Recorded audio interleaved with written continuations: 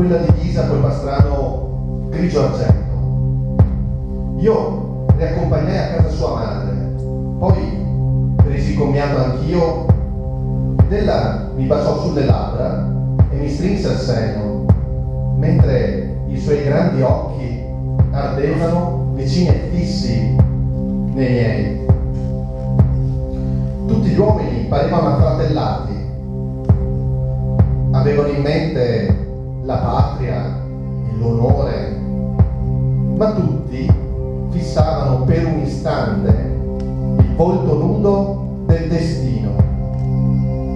I giovani uscivano dalle caserme e montavano in treno, e su molti visi notai un marchio, non il nostro, un segno bello e dignitoso, che significava amore e morte.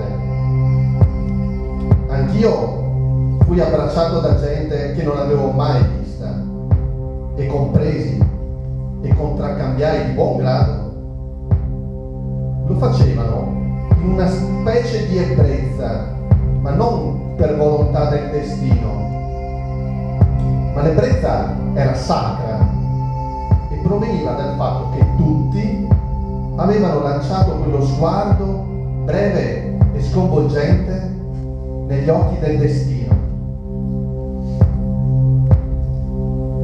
Quando arrivai al campo era quasi inverno. Sul principio, nonostante le impressioni della sparatoria, rimasi deluso. Prima avevo molto riflettuto chiedendomi perché l'uomo possa vivere così raramente per un ideale. Ora vidi che molti, anzi tutti gli uomini, sono capaci di morire per un ideale, purché non sia personale e liberamente scelto, ma comune e accettato.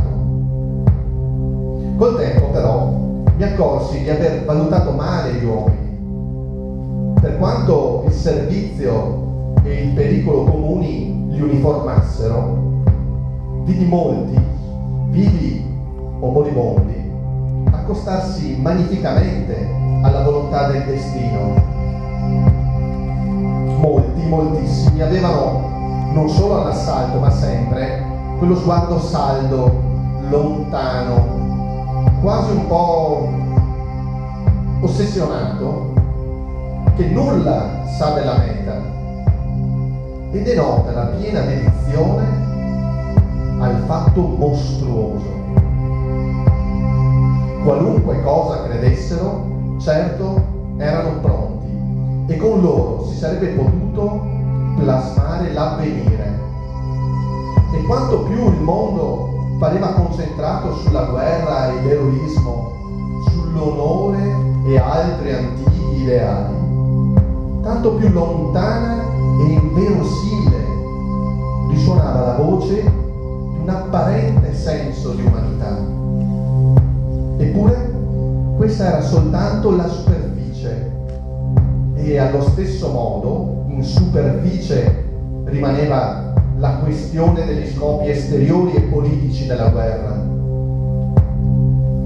In fondo, qualcosa stava nascendo. Qualcosa come una nuova umanità.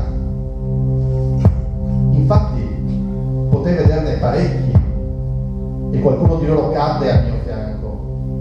Parecchi tra coloro che col sentimento avevano intuito come l'odio e il furore, la strage e la distruzione non fossero legate all'oggetto per il quale si combatteva.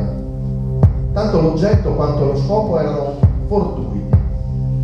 I sentimenti primordiali, anche i più feroci, non investivano il nemico in quanto tale.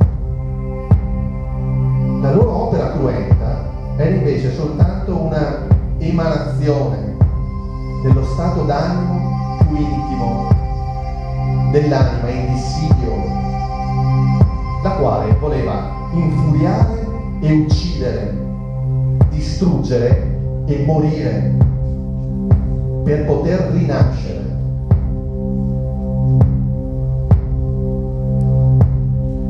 gigantesco sparviero lottava per uscire dall'uovo, e quest'uovo era il mondo, e il mondo doveva andare in frantumi.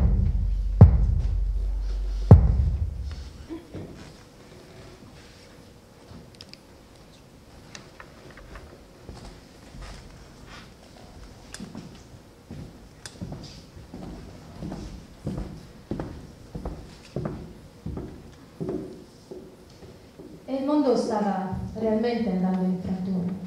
La speranza annientata, un altro rigido inverno alle porte, le truppe esauste, pronte nuovamente a prendere posizione, quando iniziò a spargersi una voce.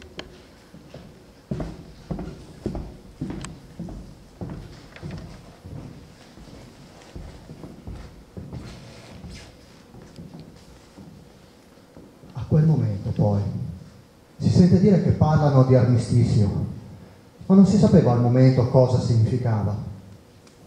Però tanti, anche ufficiali, dicevano che era come di fare la pace. E allora si cominciava un poco a riflettere. Poi venne il giorno 3 di novembre. Si prosegue verso Borgo Valsugana, poco distante